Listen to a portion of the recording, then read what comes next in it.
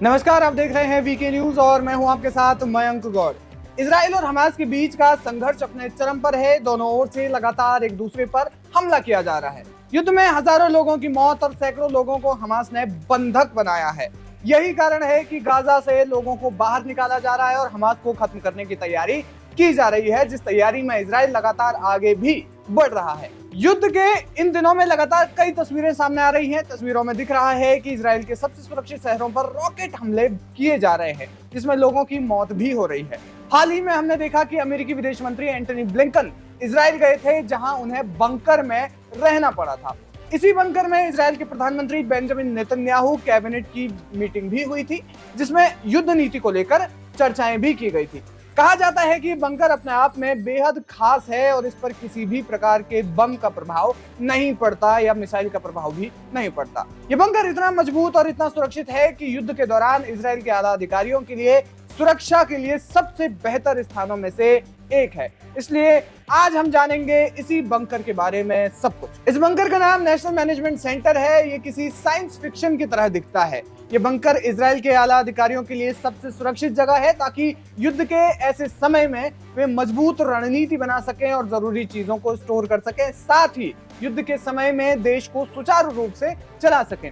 Israel का ये bunker कई मायनों में बेहद खास है, क्योंकि इसकी जानकारी ज्यादा गोपनीय भी नहीं है। हालांकि जानकारी ज्यादा गोपनीय नहीं है तो इससे ये नहीं कह सकते कि ये बंकर बहुत हल्का फुल्का है। हालांकि सुरक्षा की दृष्टि से ये बहुत ज्यादा संवेदनशील इसकी जानकारियों को साझा नहीं किया गया है। ये बंकर इतना मजबूत है और यहाँ सुरक्षा के इंतजाम इतने दुरुस्त हैं कि एंटनी ब्लिंकन को भी इसी बंकर में शरण लेनी पड़ी थी। और यहाँ तक कि अमेरिकी राष्ट्रपति जो बाइडेन ने भी इजराइल दौरा किया तो कयास लगाए जा रहे थे कि वे भी इसी बंकर में रह सकते हैं, यहाँ पर मीटिंग्स कर सकते हैं। कहा जाता है कि इस बंकर पर किसी भी प्रकार की मिसाइल हमले का कोई प्रभाव नहीं पड़ता। ये बंकर यरूशलेम के नेशनल क्वार्टर क्षेत्र में इजरायली संसद और सुप्रीम कोर्ट के नजदीक है, जिसकी स्थापना साल 2006 के लेबनान युद्ध के बाद की गई थी। ये bunker unique double fence facility से लैस है और ये अमेरिका के डूम्सडे बंकर जैसा दिखता है।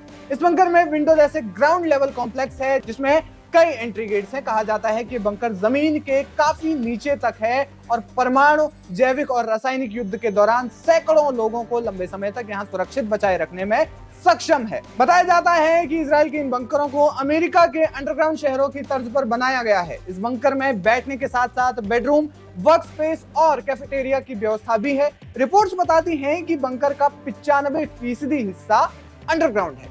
ये बंकर ऐसा एहसास कराता है कि ये बाहरी दुनिया से बिल्कुल अलग है और ऐसा लगता है जैसे आप किसी अलग ही दुनिया में आ गए हो। इस बंकर में प्रधानमंत्री बेंजामिन नेतन्याहू की कई बैठकें होती हैं। बताया जाता है कि कोरोना के दौरान भी प्रधानमंत्री नेतन्याहू ने इसका इस्तेमाल क्वारंटाइन सेंटर के रूप में किया था।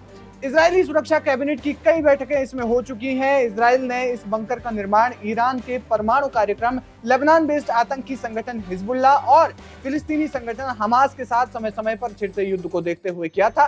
पहली बार 2011 में इजरायली सुरक्षा कैबिनेट ने रिहर्सल के तौर पर इसका इस्तेमाल किया। इजरायली अधिकारियों के अनुसार इस बंकर में रहने के लिए क्वार्टर और कमांड सुविधाएं भी उपलब्ध हैं। इसके अलावा इस बंकर की मदद से यरूशलेम स्थित सरकारी परिसर से तेल अवीव की ओर जाने वाली पश्चिमी तलहटी तक पहुंचा जा सकता है। कुल मिलाकर इसके अंदर से अंडरग्राउंड रास्ते भी हैं और ये बंकर अपने आप में इजराइल की सबसे सुरक्षित जगह है।